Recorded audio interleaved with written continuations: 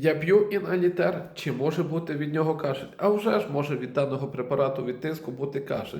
Чому? Тому що тут діюча речовина це перендоприл, індапамід.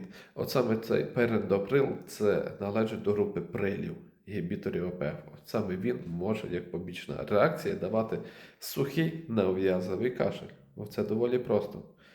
Треба замінювати на групу сартани. Це все треба робити індивідуально, щоб це робив лікар, а не так по відосиках цих. Не забудьте підписатись на мій інстаграм, там дуже багато цікавої інформації.